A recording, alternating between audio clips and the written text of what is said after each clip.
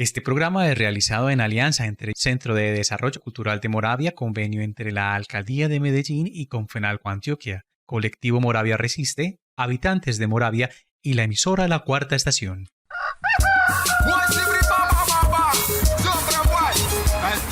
Porque acá es donde mora la vida. Es lleno de colores. Hay un lugar en la Comuna 4 Medellín donde mora la vida.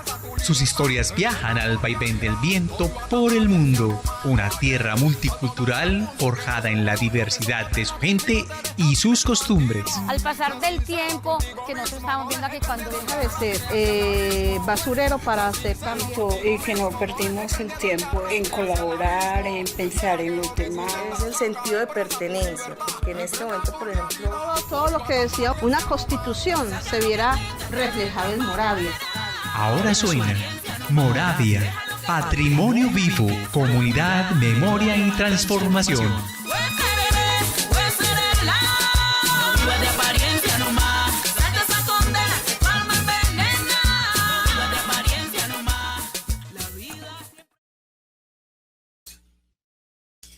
Hola, ¿qué tal? Muy buenas tardes. Bienvenidos y bienvenidas a este maravilloso programa y por supuesto felices de estar conversando con todos ustedes y los que en este momento, siendo las 5 de la tarde y 3 minutos, se comienzan a agregar a esta maravillosa transmisión cruzada que estamos realizando entre el Centro Cultural y la otra casa de todos, que es también la emisora La Cuarta Estación. Hoy tenemos un programa de lujo, un programa muy conmovedor, un programa que toca las fibras y que nos va a hacer adentrarnos en ese yo más profundo que es precisamente nuestra casa. Y es por eso que este programa lo hemos titulado La Casa de Puertas para Adentro, historia de la casa como símbolo de la memoria barrial.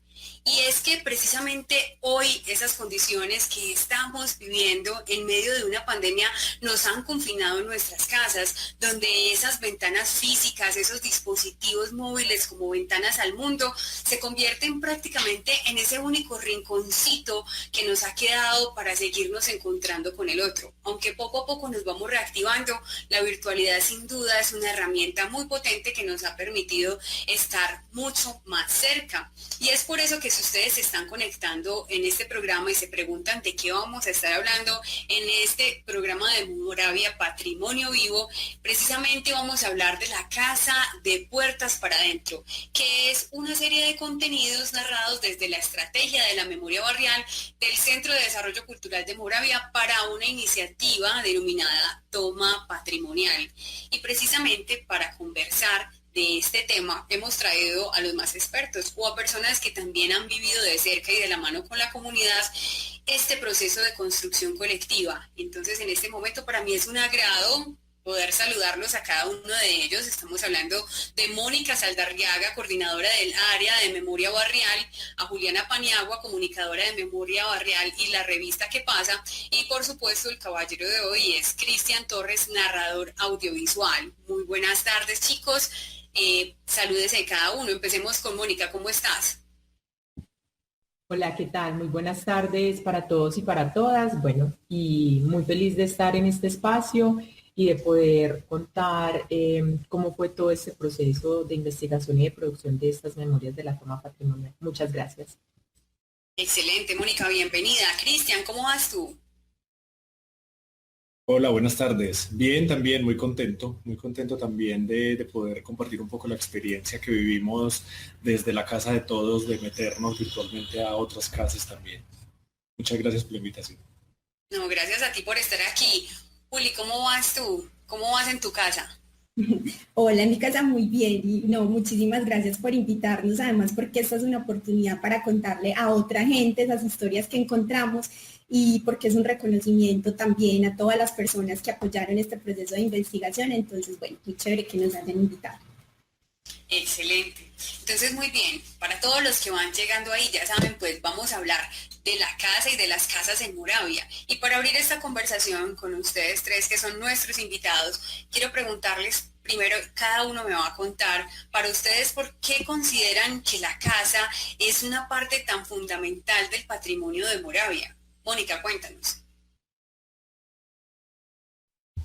Bueno, hay un asunto que es fundamental, pues como en esa pregunta que nos haces, Jennifer, y es que realmente, ¿qué es el patrimonio, cierto? El patrimonio definitivamente pasa por esas expresiones culturales, por esa cotidianidad y como por aquellos hitos que se van volviendo importantes para una comunidad específicamente, ¿cierto? El barrio Moravia de la ciudad de Medellín tiene una particularidad histórica que le da una complejidad muy interesante al barrio y que hace que estas casas que hoy están en el territorio también en sí mismas contengan en parte esa densidad histórica y en parte también sean como unas representantes de esas luchas de los habitantes de Moravia, de las habitantes de Moravia, ¿cierto? De personas que han construido un barrio desde ceros, ¿sí? Que han entendido también lo potente que es juntarse con el otro. Y definitivamente hoy volver también sobre la historia de cómo se construye un barrio como Moravia, de cómo se construyen las casas de un barrio como Moravia tiene absoluta vigencia también por las mismas transformaciones que se están generando en la actualidad en el barrio, ¿cierto? Donde es un barrio que por su centralidad y por su ubicación estratégica todo el tiempo se va viendo sometido a unas presiones que la ciudad ejerce como sobre ciertos puntos en medio de su expansión. Entonces Moravia representa todo esto, ¿sí? Representa la lucha comunitaria, las casas son como esos puntos también donde hoy se concentra como esa disputa y esa lucha permanente por el territorio. Entonces condensa como espacio y como lugar simbólico, condensa muchísimas de las luchas y muchísimos de los discursos que han configurado el mismo barrio. Claro que sí, en las casas también hay gatos y hay personas y hay historias y de eso estamos hablando precisamente hoy. Cristian, para ti, ¿por qué las casas son parte de la memoria de Moravia? Bueno, cuando estábamos reflexionando como en esas primeras conversaciones para emprender este proyecto y hablamos como desde las casas y desde las memorias de las casas de nuestra juventud, de nuestra niñez, enunciamos como una serie de características que tienen estas casas de Moravia y que comparten además como con otros barrios de la ciudad con características similares, ¿cierto? Barrios así hechos a pulso, hechos a mano, autoconstruidos, donde se pudieran hacer. Y una de esas era sin duda como el tema también de los límites, ¿cierto? Como los límites de la casa, hasta dónde llega esa casa, dónde está la adentro, dónde está la afuera, como esa relación con el exterior. Yo me acuerdo que en mi niñez, por ejemplo, en la casa de mi mamita le decían como cuando uno entraba y estaba saliendo era la puerta abierta todo el tiempo, entonces como que la casa del pueblo, ¿usted qué cree? ¿Que está en la casa del pueblo? ¿Que está en la casa del pueblo? ¿Qué? Y como esa libertad de que uno pudiera entrar y salir ahí sin tener que tocar y que muchos niños, ni siquiera de la familia, pudieran entrar. Creo que eso es algo fundamental y también nos lo contaba un poco Juliet, una de las chicas que hizo parte de la investigación, y era como esa sentirse apropiados de poder entrar a cualquier casa y en cualquier casa iban a ser bienvenidos, ¿cierto? Creo que eso lo comparte mucho con otros barrios, pero sin duda en Moravia esto se hace también mucho más fuerte y creo que es una característica muy propia de Moravia y también lo decía Moni, y es el tema de que estas casas fueron construidas entre muchas personas, ¿cierto? Si se le fuera a poner el crédito a las casas de quien las construyó, probablemente compartirían un montón habría nombres que se repiten en diferentes casas, ¿cierto? Porque muchos participaron de la construcción de varias de ellas, entonces también eso digamos como que puede generar como una apropiación hacia otras casas también, ¿cierto? Porque muchos metieron la mano en la construcción no solo de sus casas propias, sino la del vecino, la de otro familiar.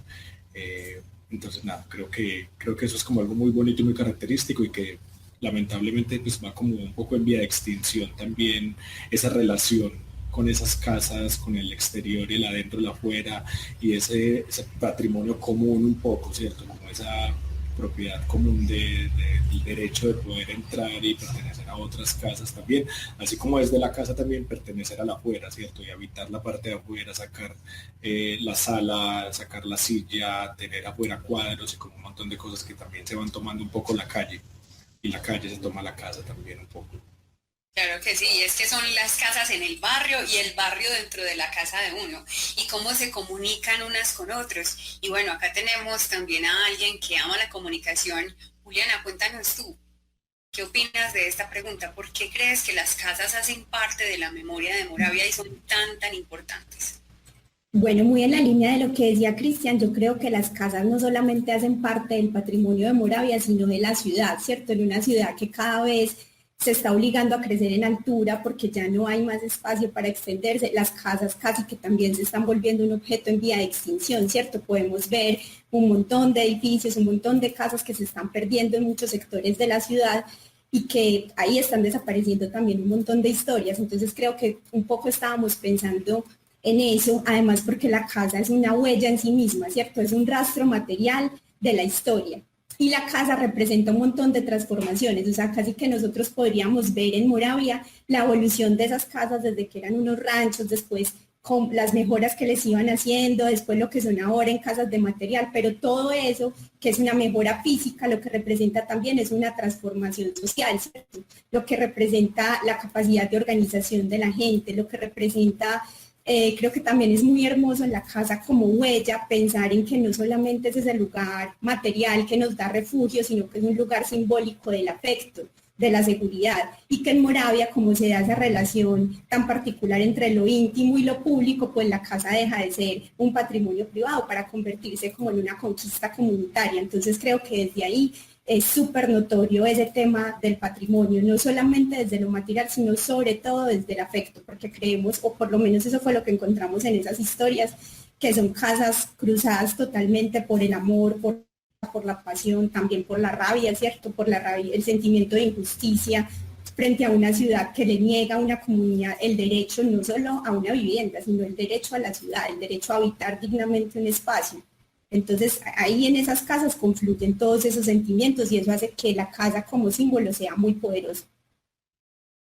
Claro que sí, Juliana. Y hablando de el amor y el derecho a la ciudad, y hablando de comunidad, donde también hay resistencia, donde hay un poco de dolor, pero donde hay procesos de resiliencia muy fuertes, precisamente podemos encontrar personas tan maravillosas como la señora Lucila.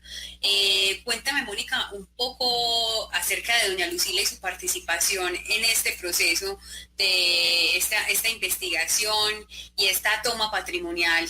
¿Qué papel jugó antes de que mostremos un poco de su testimonio?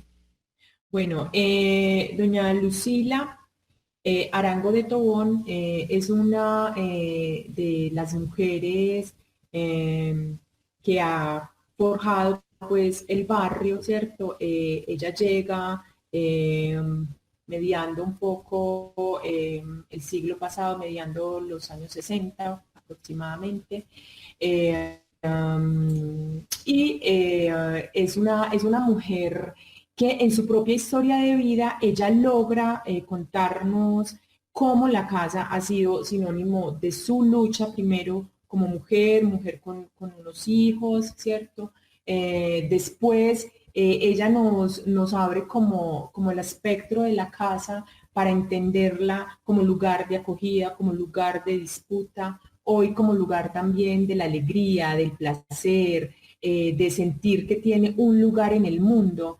Y Lucila nos pone una imagen que a mí me ha parecido supremamente potente también y poética en sí misma, y es que nos habla de la casa como nido, ¿cierto? Ella en estos momentos es una mujer adulta mayor, ¿cierto? Y su casa ha sido el escenario donde han estado sus hijos, hoy sus nietos, y ella nos habla que a veces el nido está lleno, ¿sí? Y otras veces el nido está vacío. Entonces ahí vemos que no nos alejamos tampoco como de otras especies, y no nos alejamos como todo el tiempo como de ese mundo natural también, y de entender la casa desde muchísimos lugares. Entonces como todo este testimonio de Lucila y la posibilidad de hablar con ella, fue muy potente, fue muy esclarecedor también, como lograr entender ese lugar tan preponderante que para ella tiene su casa. Entonces es una historia muy, muy bella.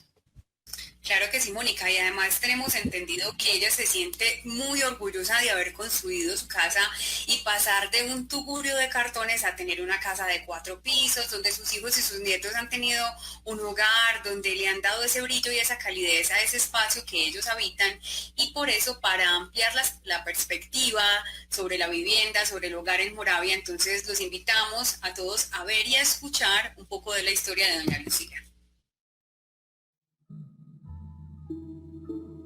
Yo soy Lucila Arango de Tobón, de Sonsón, Antioquia.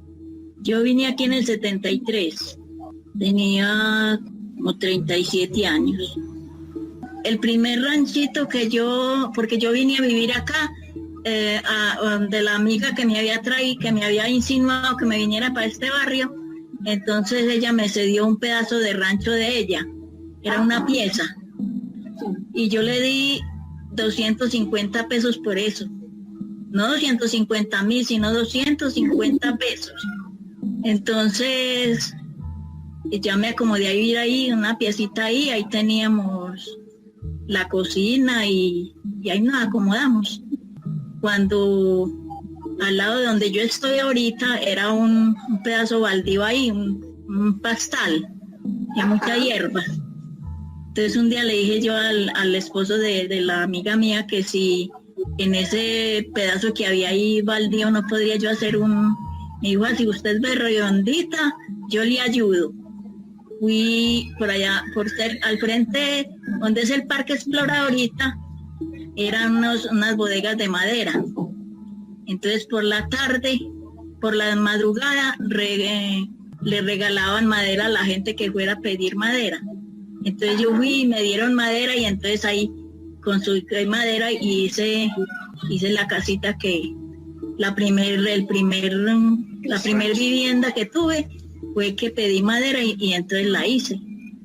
Y conseguimos comprar cartón de esa teja campesina y las techamos, y entonces ahí ya empecé a vivir, y ya los vecinos que me ayudaban y entonces ellos se unían entre todos y me ayudaban a hacer lo que tenía que hacer, porque los muchachos en esa época todavía estaban muy, no eran hábiles para ponerse a trabajar en eso. Los vecinos, porque por aquí la gente es muy solidaria, entonces en esa época más, porque todos era un rancho. La casa, de puertas para adentro, es la intención de estos audiorelatos, que nos dibujan escenarios íntimos, luchas personales y colectivas e historias compartidas en todo un territorio. Hablamos de la casa como otra forma de memoria en esta versión de la Toma Patrimonial, una iniciativa del Centro de Desarrollo Cultural de Moravia, un convenio de asociación entre la Alcaldía de Medellín y la Caja de Compensación Confenalco Antioquia. Comunidad, memoria y transformación. Moravia, patrimonio vivo.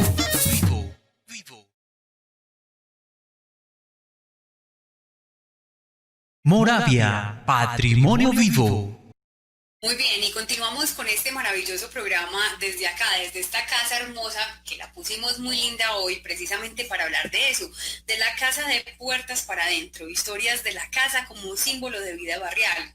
Y es que precisamente el confinamiento, las ventanas virtuales y también esas físicas para algunos son ese único rinconcito que aún nos está permitiendo encontrarnos con el otro. Y por eso es que esa casa es ese lugar de memorias colectivas, es ese lugar que contiene historias y relaciones estéticas que incluso ponen en disputa esas relaciones de poder. Quiero preguntarle en este momento a Mónica, cuéntanos precisamente para ti cuáles son esas disputas de poder que se viven en torno a las casas de Moravia. ¿Qué encontraron ustedes en esa investigación, Mónica? Bueno, Moravia, sin duda alguna, como muchísimos otros barrios de la ciudad de Medellín, se construye a partir de una lucha territorial, ¿cierto? De de la necesidad de la gente que viene desplazada del campo, de la gente que viene buscando unas oportunidades económicas, estéticas incluso, a la ciudad, ¿cierto? Desde esa conformación barrio mismo, ahí ya estamos hablando de unos discursos hegemónicos, estamos hablando de unas disputas territoriales que se dan no solo en la ciudad de Medellín, sino que en las ciudades mediando el siglo pasado para personas que vienen desplazadas por muchísimos acontecimientos que se dan en la vida rural de nuestro país, ¿cierto? Entonces ahí hay un punto supremamente importante. Hoy, por ejemplo, vemos que Moravia sigue siendo un lugar de disputa territorial en la medida en que la ciudad, como estábamos hablando hace un momento, ejerce una presión sobre unos puntos específicos de ella misma, ¿cierto? Hoy seguimos viendo en Moravia esa disputa territorial, ¿cierto? Esa disputa desde unos lugares de poder y la casa definitivamente se convierte como en ese ícono también de la lucha, ¿cierto? Porque es el lugar del mundo para los habitantes, ¿cierto? Entonces, definitivamente hoy es supremamente importante seguir hablando de la casa en Moravia, ¿cierto? Porque se viene entonces todo un proceso de transformación que cruza toda la ciudad. Hay unos movimientos de resistencia en el barrio muy fuertes, ¿cierto? Entonces, desde muchísimos lugares cruzan todo el tiempo esos discursos de poder a esas casas como contenedores de las historias mismas del barrio, ¿cierto? Entonces, hablar de casa en Moravia es hablar de una historia de transformación, es hablar del paso de no tener nada a tener un rancho o un tugurio, ¿cierto? Es pasar entonces de un tugurio a una casa con unas condiciones distintas, y económico también que se da en el barrio comercial, unas casas que tienen un valor no solo simbólico sino también económico, pasar entonces de nuevo a la zozobra y a la incertidumbre de no saber qué va a pasar en el barrio, de no saber qué va a pasar con sus casas, ¿cierto? Porque está generando una presión muy fuerte en el barrio desde todos estos procesos de gentrificación que se dan en la ciudad. Entonces hoy sigue siendo un lugar de disputa, ¿cierto? La casa representa como esa unidad mínima de esa disputa que se da en el territorio y que se da definitivamente desde lugares de poder de la ciudad. Muy importante, y en todas esas guerras de poder, en todas esas fricciones que se dan entre los intereses por las comunidades, por estar en la ciudad, por tener ese derecho al trabajo, a la vivienda, a morar en un lugar, a tener ese lugar en el que todos queremos estar y sentirnos abrazados y cobijados como son nuestras casas. También entiendo, Mónica, que precisamente ustedes inauguraron en esa toma patrimonial el libro de memorias desde el Tugurio, que es una especie de álbum fotográfico que resulta de la investigación de Eberhard Cano y del colectivo Comuní sobre esas formas de resistencia ante el poder y ese progreso industrial. Sí, tuvimos la fortuna de trabajar muy de la mano con Eberhard. Él nos presenta toda su tesis de maestría que se basa justamente en una etnografía desde la fotografía que justamente como que documenta cómo se conforma el barrio, ¿cierto? Cómo eran estos tugurios, pero también como ese concepto político que hay detrás de tomarse un barrio, de autoconstruir un barrio. Entonces todo esto se logra ver en un producto editorial que hoy se encuentra en la página del Centro de Desarrollo Cultural, que es la tesis de Everard, donde justamente él de una forma muy, muy juiciosa logra documentar cómo ha sido toda esta historia del tugurio, ¿cierto? Del movimiento político que también hay detrás, de la conformación del barrio. Entonces, bueno, es un material muy recomendado para que se pasen por la página del Centro de Desarrollo Cultural, lo lean, y bueno, es bien, bien interesante lograr tener como esa mirada un poco más profunda, ¿sí? de lo que ha significado los tugurios en el barrio y de todo el movimiento que hay detrás de esa toma del barrio.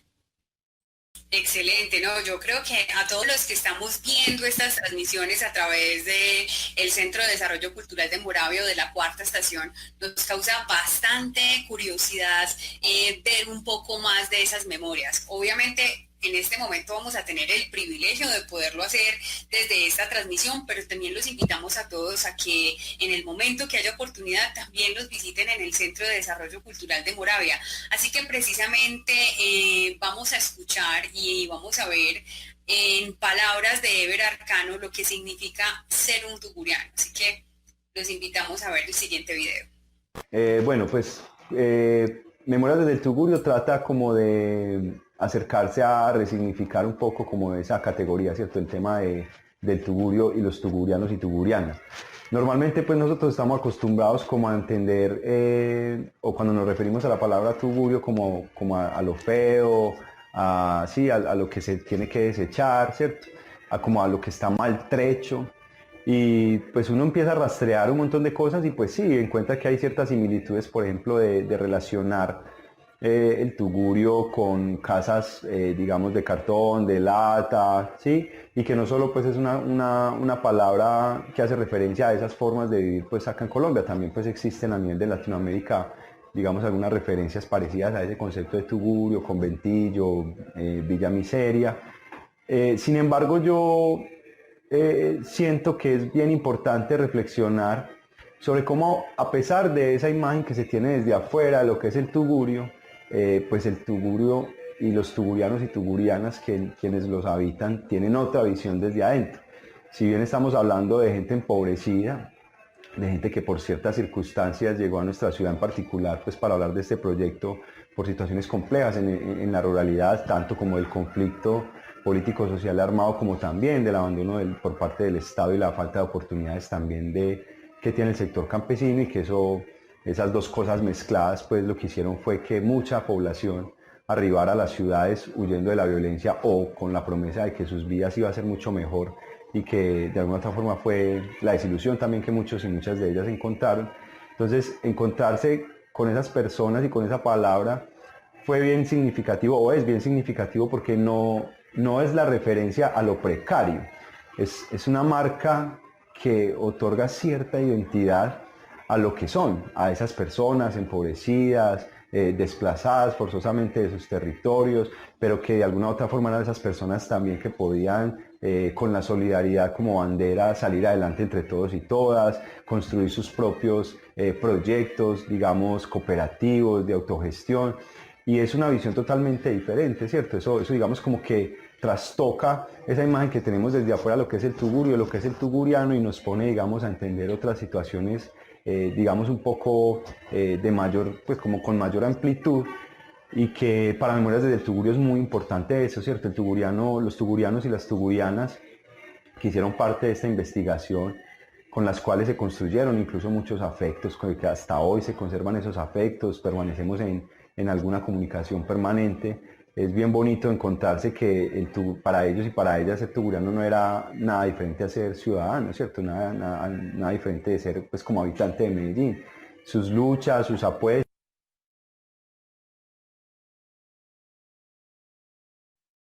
Muy bien, ahí teníamos precisamente a Everard, que también ha sido una de las personas que le ha metido el corazón a Moravia y que se ha enamorado de este hermoso territorio y que ha investigado bastante acerca de todo este tema del tugurio, y como él nos contaba, ser tuguriano es casi que una marca propia, es un sentir, es algo que está en la piel de todos los habitantes precisamente de Moravia. Y es por esto que es que la Casa de Puertas para Adentro ha sido toda una investigación que nos ha permitido encontrarnos en esas luchas esenciales en un barrio que está hecho a fuerza de convites, esa lucha por tener un lugar para resguardarse en el mundo, por tener una casa, un hogar donde podamos vivir con la gente que queremos. Es esa lucha por tener la certeza de tener esa tenencia, valga la redundancia, de una vivienda digna, y de que en esta tierra hay múltiples historias habitadas precisamente de puertas para adentro. Y esas historias se cuentan de muchas maneras, hay muchas formas de contarlos, desde la oralidad hasta la imagen. El audiovisual nos ayuda a hablar de nuestra casa y de nuestras historias. Por eso quiero preguntarle a Juliana, cuéntanos precisamente para ti, ¿cómo fue esa construcción, esa experiencia de construir un fanzine que se llamó Manual de Instrucciones para construir una casa en Moravia? ¿Cómo fue ese proceso? Cuéntanos, Juliana, primero qué es un fanzine para los que no están familiarizados con ese término, y cómo fue ese proceso de creación de parte de ustedes. Bueno, digamos que el fanzine lo que logra es ser una publicación de bajo presupuesto que resume o cuenta de manera muy sucinta un tema o una historia apoyado gráficamente, pero que no necesita pues un gran despliegue de producción. En Memoria nos gustan mucho los fanzines, siempre que podemos hacemos algunos porque creemos que combinan muy bien como un lenguaje que puede ser cercano también a lo popular y cercano a la gente. Este fanzine especialmente lo pensamos mucho, o sea, en lo personal yo me imaginé frente a un terreno deshabitado donde yo tuviera que hacer una casa, ¿cierto? ¿Qué sentiría uno frente a esa sensación de vacío? Y ahí creo que juntos entendimos que crear una casa pues era también un gran acto de creación. Y lo que intentamos hacer entonces era poder plasmar ese acto de creación, como esos pasos del acto de creación de la casa en Moravia, a través de esas instrucciones. Ahí pues tenemos un referente literario evidente, que es Cortázar, ¿cierto? Con las instrucciones para subir una escalera o las instrucciones para llorar, que están en las historias de Cronopios y Famas, y digamos que nos inspiramos un poco ahí, porque también pensábamos que esto tenía que tener mucha poesía, ¿cierto? Que había unas historias muy hermosas que se cruzaban y que la mejor forma era poder reunir esta información documental, pero mostrarla de una manera literaria. Y ahí pensamos que el periodismo literario o el periodismo narrativo podía ser una estrategia interesante para llevar a la gente estas historias, pues porque lo que hace finalmente el periodismo literario es contar la realidad con los recursos de la literatura. Entonces, eso fue lo que intentamos hacer en nuestro fanzine y esperamos haberlo logrado, siempre agradeciéndole a la gente, porque aunque utilizamos este recurso literario, absolutamente todo lo que hay plasmado en el fanzine está basado en las entrevistas y en la investigación que realizamos, ¿cierto? O sea, cuando hablamos de periodismo literario, nunca puede existir la licencia de la invención, siempre todo tiene que estar sustentado con la investigación documental, y eso es lo que presentamos en este producto. Imaginamos que también ese fue uno de los retos más grandes, pues poder tener ese contacto con las personas, entrevistarlas, capturar todos sus sentimientos, sus vivencias, sus pensamientos. Cuéntanos, ¿qué fue lo más retador de construir ese fanzine? Bueno, creo que más que construir el fanzine, lo más retador de toda la investigación fue poder adaptarnos a la investigación telefónica, ¿cierto? No poder ir a la casa, sentarnos en la sala de la señora, tomarnos el tintico y poderla mirar a los ojos, sino que todo lo hicimos por teléfono. Pero creo que eso también, bueno, nos demostró que telefónicamente también se pueden construir unos lazos interesantes. La gente fue supremamente generosa, sacó el tiempo para hacer las entrevistas telefónicas y nos compartió las fotografías. Entonces, bueno, sí fue retador en términos de logística, porque siempre estamos acostumbrados al contacto personal y pues obviamente en estas condiciones eso no es posible, pero creo que fue muy bonito para todos seguir sintiendo la fuerza de la comunidad ahí, o sea, que seguimos juntos, que tejemos unos lazos que trascienden el encuentro del uno a uno, y que bueno, que hasta que podamos volver seguimos comunicados. Comunidad, memoria y transformación. Moravia, patrimonio vivo. Bueno, muy bien, y son las 5 de la tarde, 37 minutos, y en este momento seguimos conversando sobre la casa de puertas para adentro. En este bloque que sigue a continuación, queremos hablar un poco de lo que es el borondo. Es una palabra muy popular que se puede encontrar en el habla cotidiana de las personas acá en la Comuna 4, acá en Moravia, y que es un vocablo que no necesita ser reconocido por la RAE de ninguna manera, sí, para existir en las calles, para que la usemos, para que le demos vida y mucho significado. Cuando hablamos del borondo, muchas veces nos referimos a ese salir a pasear, buscar diversión o caminar sin rumbo fijo. Vámonos de borondo. Esa es una expresión que usamos mucho acá en la Comuna 4. Y precisamente hablando de borondos, me gustaría mucho preguntarle a Cristian si sabemos que la imagen hoy es una herramienta tan poderosa de investigación. Cuéntanos, Cristian, cómo fue ese proceso de levantamiento del álbum familiar sobre la casa. Pues fue un borondo, fue todo un borondo que hicimos como a través de los álbumes de esas personas, ¿cierto? Fue nuevamente poder volver al barrio, volver a esas personas, viajar también además en el tiempo, ¿cierto? Fue un borondo en el tiempo a través de esas memorias y esas fotografías que ellos nos compartieron. Fue un borondo posible gracias a la confianza de las personas que participaron del proyecto, ¿cierto? Eso fue fundamental, y es que un álbum fotográfico es un tesoro de la casa, ¿cierto? Es donde reposan las memorias fotográficas de la casa. Y ellos con toda la confianza, una confianza que se ha dado gracias al tejido obviamente pues institucional entre el centro cultural y el barrio, también la confianza que hemos tejido nosotros como personas, como investigadores, al ir conversando con ellas e ir creando ya unas relaciones que se han ido fortaleciendo con el tiempo. Obviamente el puente que realizaron también Orley Mazo y Gloria Espina, que eran las personas que están habitando esto, pues, que son residentes del barrio, líderes de allí, hacen parte del equipo de memoria barrial y son como esa voz, ¿cierto? Esa voz, esa confianza, ese contacto extendido de nosotros, y quienes fueron a recoger de manera muy juiciosa y rigurosa como los álbumes fotográficos para hacérmelo llegar y yo hacer un posterior escaneo de las imágenes que usamos y que están pasando ahí en estos momentos en pantalla.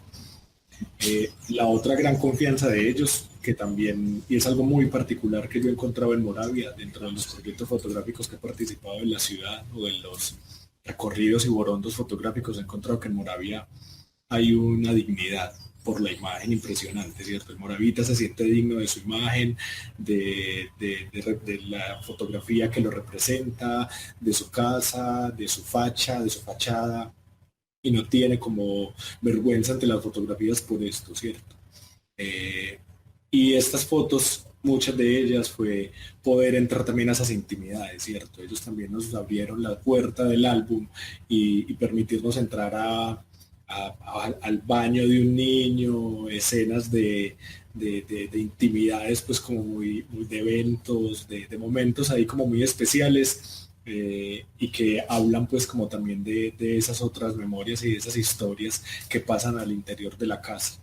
De selfies, me pareció re bonito, por ejemplo, Héctor Buritica, entre los años 80 y 90, para mí, yo le decía, eso es un precursor de las selfies, o sea, en el álbum de él, que es un álbum hermosísimo porque él tenía un talento fotográfico, tenía un ojo muy fotográfico, nos contaba que él en algún momento quiso ser fotógrafo. Casi todo su álbum es alimentado por él con unos retratos además súper bellos, pero él mismo también se hacía selfie, ¿cierto? Y hacerse una selfie en plenos años 90 con una cámara análoga, ¿cierto? O sea, y tiene más o menos 5 o 6 repartidas en todo el álbum. Empecé a ver que él mismo se tomaba fotos con una análoga. O sea, eso es un acto de fe grandísimo, pero habla mucho, sí, pero habla mucho como de esa búsqueda, de esa pasión de él y de esa inquietud también como por tratar de registrarse un poco ahí, no solamente registrar, sino también registrarse ahí como protagonista de muchos momentos. Entonces, sí, ahí acabo de pasar, la que acabo de pasar justamente era una de las de Héctor, de una de las selfies que miren, o sea, es una selfie análoga, ¿cierto? Eso me parece re bonito, dará para otras investigaciones futuras también como ese tema de las selfies en los barrios. Entonces nada, las fotografías fueron además valiosísimas porque fueron las provocadoras de un montón de conversaciones, ¿cierto? Cuando ya las conocíamos antes, en medio de las entrevistas podíamos preguntar sobre hechos específicos, sobre algunos momentos, sobre esas fotos, y eso provocaba como las memorias que se activaran y nos empezaran a contar y compartir un montón de historias ahí. Bueno, y hay una persona muy especial conectada que ha hecho parte de este proceso investigativo y es precisamente Orley Mazo, que nos está saludando a través del chat, que nos dicen: se ven muy lindos todos en el equipo, agradecimientos muy especiales a todas las familias que nos prestaron sus fotos para que fuera posible realizar la toma patrimonial. Y es que Orley es un articulador de organizaciones, de procesos, de sueños, de personas, y por eso a continuación le hicimos una pregunta. Él, como líder de enlace del Centro de Desarrollo Cultural de Moraya y habitante del barrio, entonces vamos a ver qué tiene para contarnos también Orley.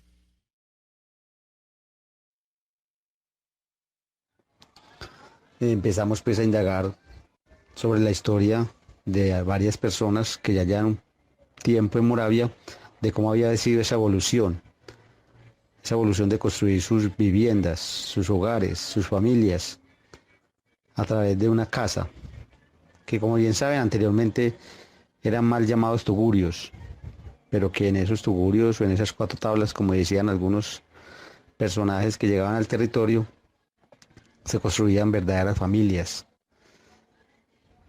con mucha calidez, con mucha alegría, a pesar de sus vicisitudes, de sus situaciones adversas, pero que de una u otra forma supieron salir adelante. Entonces ahí es donde se le da cuerpo a este proceso, llamémoslo de investigación, para con esas familias.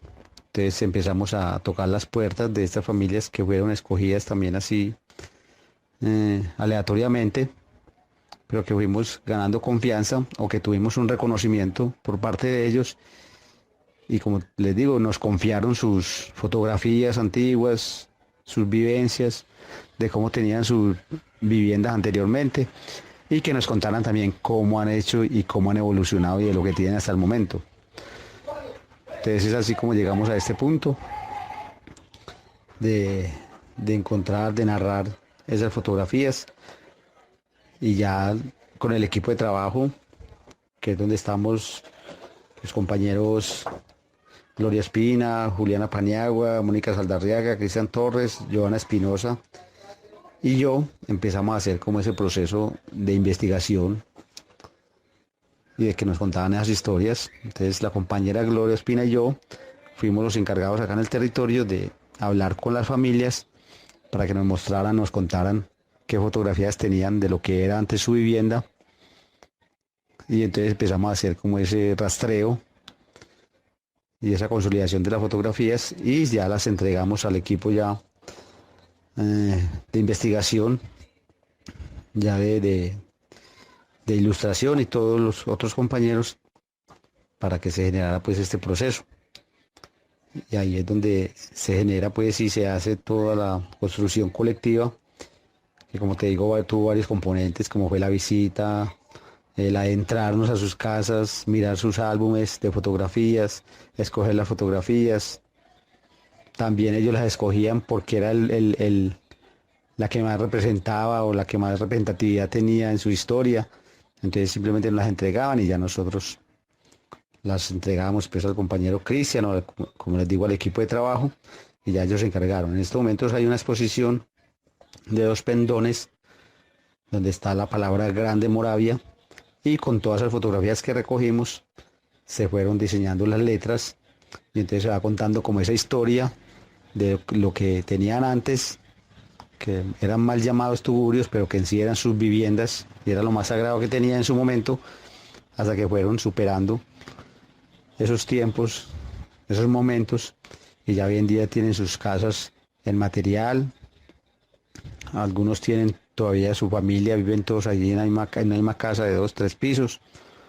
Otros viven también con los hijos, con sus papás, con sus nietos, pero que ahí se fue consolidando pues todo el proceso, que ya como momento final se genera el manual de construcciones el manual, perdón, de instrucciones para construir una casa en Moravia, de acuerdo a todas esas luchas que nos contaban y que les contaron también en las entrevistas que las compañeras le hicieron telefónicamente por la situación pues que se presentaba. Personalmente fue un proceso muy bonito, como todos los que suceden en Moravia. Modestia aparte pues, gracias a Dios siempre hay una confianza entre la comunidad para recibirlo a uno, para entregar lo más preciado que tienen y prestárselo a uno para generar estos trabajos que a la postre y a lo último se dan cuenta que se les entregan unos resultados.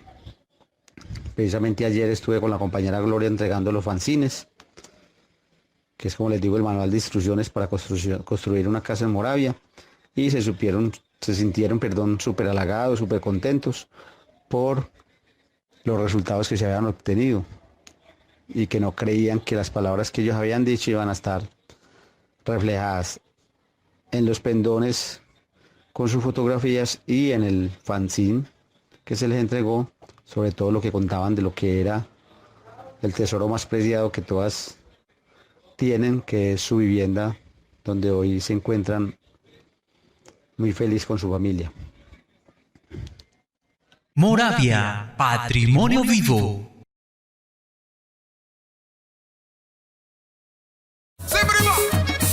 Comunidad, memoria y transformación. Moravia, patrimonio vivo. Muy bien, ahí teníamos las palabras de Orley Mazo, un gran amigo, gestor social, gestor cultural, y una persona que estuvo de lleno poniéndole el corazón junto con todas las personas que se nombraron en esta maravillosa investigación que dio como fruto esta toma patrimonial, este fanzini, estos álbumes, estos pendones que se han pegado, que se han colgado en el Centro Cultural y que están ahí disponibles para el disfrute y la memoria de todos.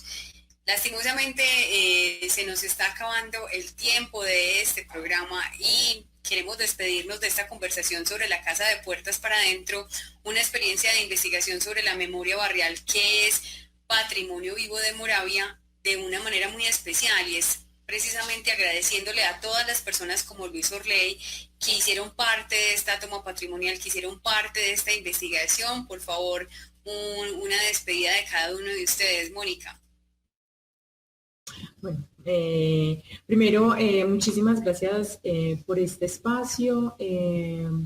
Como lo mencionó Orley, el día de hoy estamos solo 3 personas del equipo con ustedes, contándoles cómo ha sido esta experiencia, pero es un equipo muchísimo más amplio en el que participan artistas como Joana Espinosa, donde siempre está la ayuda potente, cercana, humana, de Gloria y de Orley. Y bueno, indudablemente le queremos dar las gracias también a todas las personas que han participado, a Amelia, a Héctor, a Raquelina, a William, a doña Lucila, a Waldina, a Tibisay, a Juliet. De verdad, muchísimas gracias. Y también a las áreas del Centro de Desarrollo Cultural que se sumaron con la temática de la Casa de Puertas para Adentro, como fue lectura, como fue palo de lluvia, como fue el área comunitario. Entonces, bueno, de verdad, muchísimas gracias. Gracias a ti, Mónica. Cristian, cortito, una despedida para todas las personas que estuvieron conectadas a esta transmisión, que nos van a ver y que nos van a escuchar también en diferido. No, pues nada, me sumo a los agradecimientos de Moni, creo que fueron como muy generales e incluyentes. Nada, pues que disfruten, que se pasen por los contenidos de memoria, pues y en general de los que tenemos en la página web del Centro Cultural, para que sigan también como las otras investigaciones y publicaciones que se han hecho, todas muy con el corazón y con, digamos, como de mano con las personas que participan de ellas, y nada, que sigan disfrutando de sus casas todos.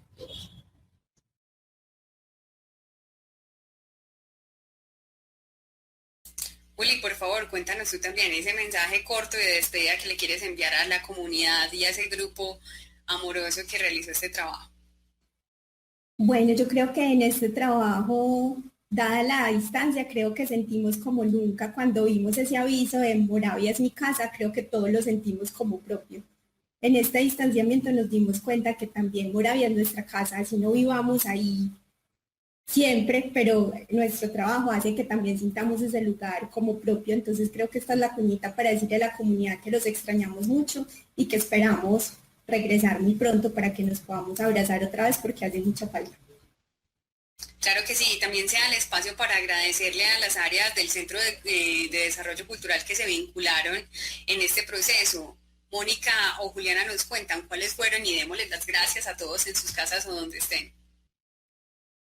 Se vincularon de manera muy especial el área de lectura, tuvimos diferentes programas alrededor de la casa, ¿cierto? Como lugar de reflexión, palo de lluvia, con todo lo que tiene que ver con bioconstrucción, hicieron un programa maravilloso sobre la bioconstrucción y la autoconstrucción, el área de comunitario hizo también un programa muy especial con la visión de jóvenes respecto a las casas, ¿sí? Fue una programación a lo largo de una semana, donde la temática central fue la casa, entonces fue muy potente desde muchísimos lugares de reflexión, y bueno, mil gracias como por toda esa vinculación y por todo ese amor.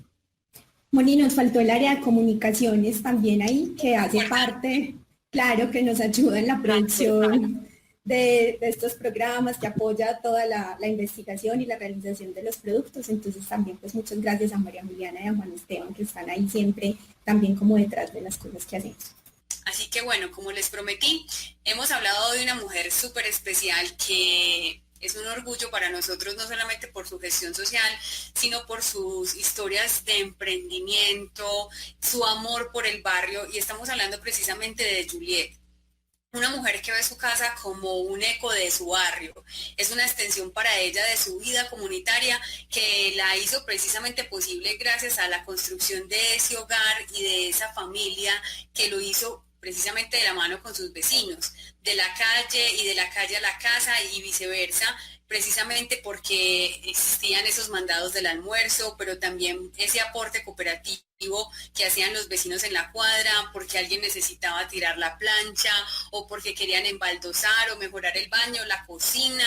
Mejor dicho, la casa de Juliet ha sido ese refugio ante la violencia, es ese lugar de diversión para la cuadra, para los niños del barrio, en los que les gusta mucho a los vecinos y vecinas jugar parqués, bailar, mejor dicho. En el bosque o en Moravia Central, para Juliet, sin duda, su casa es parte de un todo llamado territorio. Así que despedimos esta maravillosa transmisión en la que nos sentimos muy orgullosos de estar aquí en esta hermosa casa virtual que igual sigue siendo la casa de todos, el Centro de Desarrollo Cultural, desde la Cuarta Estación, realizando este maravilloso programa que se llama Moravia Patrimonio Vivo. Los dejamos con la escucha y las maravillosas palabras de Juliet.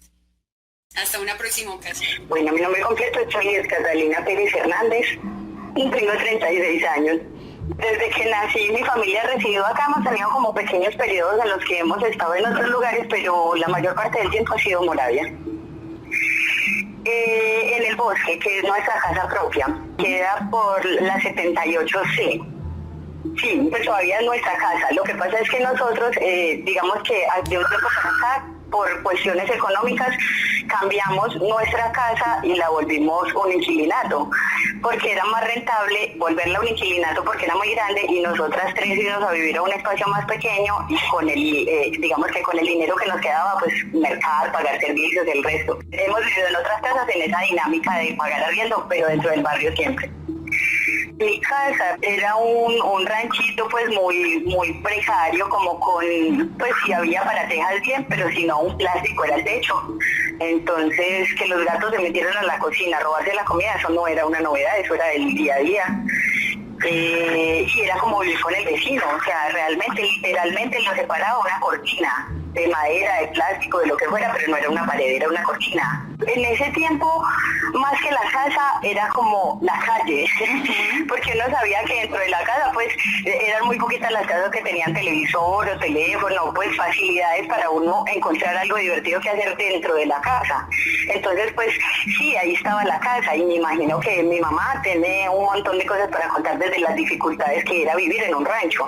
Pero yo como niña, yo recuerdo era la calle, que en la calle era donde pasábamos como jugando, y pues ¿qué eran las casas? Eran los lugares de salvaguardarnos cuando había alguna situación de peligro. La instrucción era meternos para la casa que tuviera la puerta abierta, y la persona donde uno estuviera metido en ese momento tenía que avisarle a los otros adultos para que no salieran a buscarnos. Entonces normalmente dentro de una balacera, pues cuando se armaban las balaceras, uno se metía a cualquier casa y empezaba a escuchar por las ventanas. Por ejemplo, mi mamá se llama Luzmila. Entonces la señora del frente, Miriam, le decía, Mila, Julia está aquí, no la vaya a ir a buscar.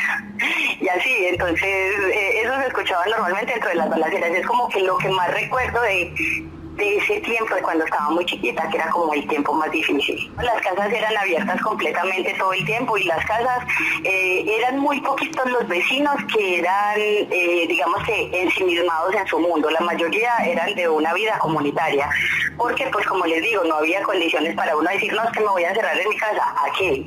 Entonces la gente toda se volcaba a la calle, y digamos que las casas eran como una extensión de esa dinámica. Y la casa es todo la bandera. La casa es la bandera, para nosotros la vivienda es la bandera, es la identidad.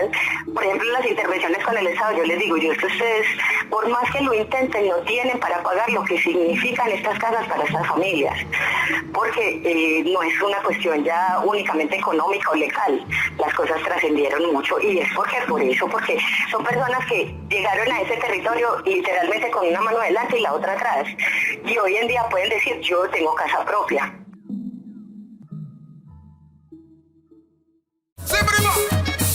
Comunidad, memoria y transformación. Moravia, patrimonio vivo. Tu destino, la cuarta estación.